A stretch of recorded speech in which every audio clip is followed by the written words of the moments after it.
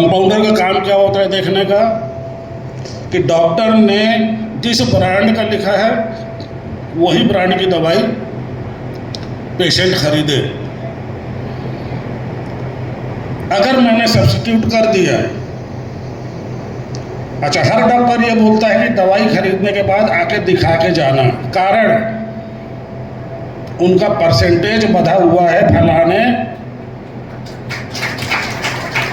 Company से, उनको एक कार मिलेगी अगर वो इतने लाख का सामान दिखवा देंगे तो। विचारों को रखें ग्रहण करके आप सब जानते हैं, मैं भी जानता हूँ, तभी मैंने बोला कि मैं बाकी टीचरों से ज़्यादा ज्ञानी हूँ, क्योंकि मैं एकेडमिक्स को भी जानता हूँ और धंधे को भी जानता हूँ।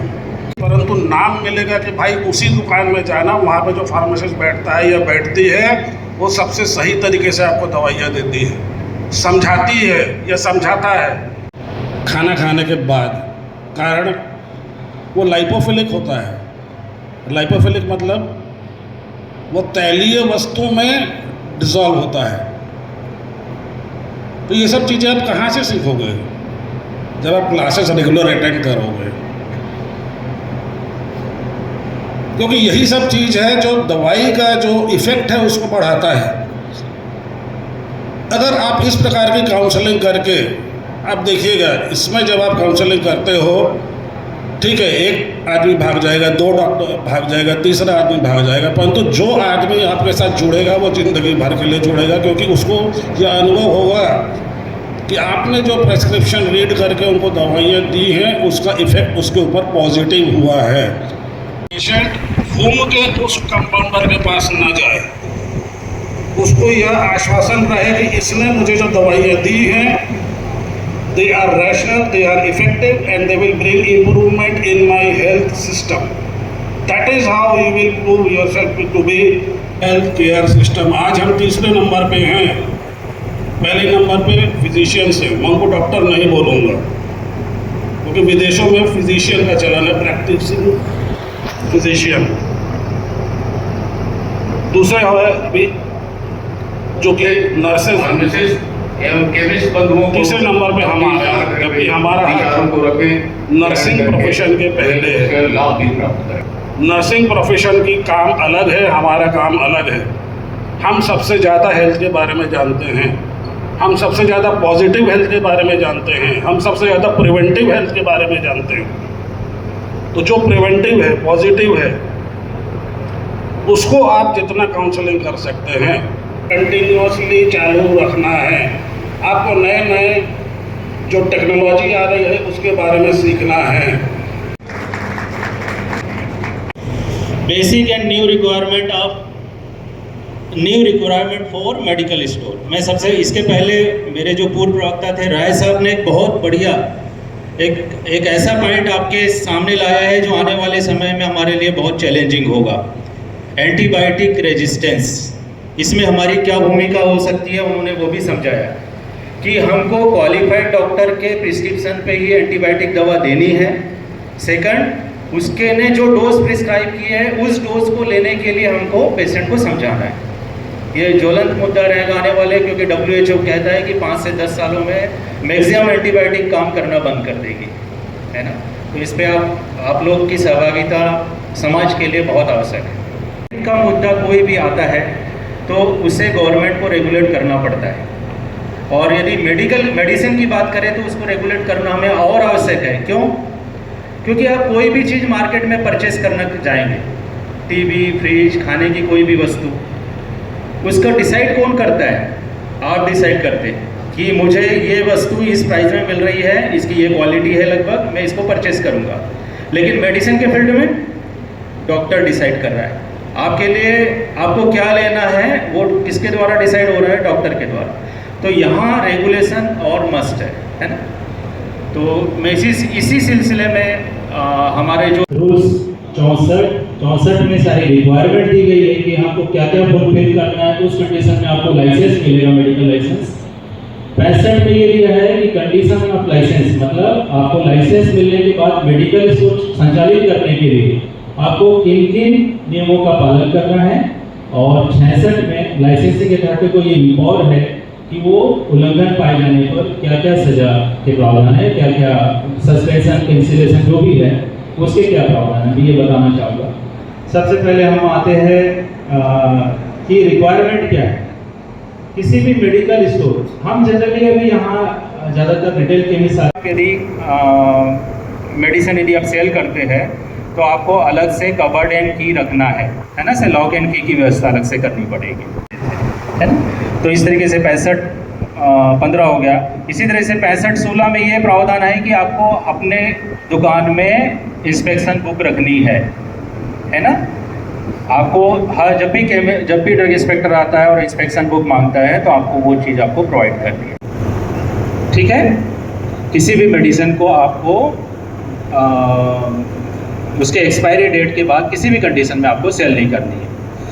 जिला दवा विक्रेता संघ के माध्यम से हमने 2019 में पौधारोपण किया था हमारे कार्यालय में, लगभग 100 पेड़ लगाए थे। आज वो बहुत अच्छे विशाल पेड़ बन गए। तो इसमें कृपया विशेष तौर पे आप सब तो मिनिमम 10 साल की सजा मिनिमम, और उसके बाद अगर आपने दोबारा वो गलती की तो 20 साल की सजा, यानी उसकी पूरी जिंदगी जेल में चले जाएगी। अब ये एक्ट हटेगा कैसे? से लेकर के जो भी ब्रांड आप जो शैम्पू लेके आते हैं भाई वहां पर सब चीजें एक जैसे ब्रांड दूसरे भी सबसे सस्ते करके, हार्पिक आपका देखिए सनसिल्क का 700 रुपये का है, वैसी की वैसी उसका सब दूसरा ब्रांड जो उनका खुद का मैन्युफैक्चरिंग होता है वो 300 रुपये का ब्रांड। हम लोग क्या करते हैं, मॉल में जाते हैं, अरे सस्ता दिख रहा ले लिए, उसकी क्वालिटी क्या है कुछ नहीं मालूम। खाने पीने में आप लोग जो भी लेके आए तो हरदम ख्याल रखें ब्रांडेड चीज़ें ही खाएं। थोड़ा सा महंगा जरूर रहेगा लेकिन उसके वजह से आपको डॉक्टर के आपको आपके परिवार को डॉक्टरों के चक्कर लगाने नहीं पड़ेंगे और दवाई अनावश्यक नहीं खानी होगी। 45 में बने तो बेसिक चीज़ें मैं बताना चाहूँगा कि हम इसको 3 चीज़ों में डिवाइड कर सकते हैं मेडिकल स्टोर के कंसर्न में।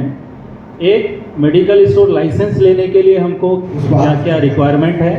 सेकंड, मेडिकल लाइसेंस लेने के बाद हमें किन किन चीज़ों का, किन किन कंडीशनों का पालन करना है। तीसरा, यदि हम पालन नहीं कर पाते तो उसके सज़ा के प्रावधान क्या है। क्योंकि मेरे ख्याल से पूरे छत्तीसगढ़ में मुझे लगभग इस फील्ड में 34 साल का अनुभव हुआ है, जिसमें कि 4 साल मैंने स्वयं ने भी एक ड्रग स्टोर खोला था एवं मैंने प्रैक्टिस किया था। यह अनुभव शायद किसी के पास नहीं होगा।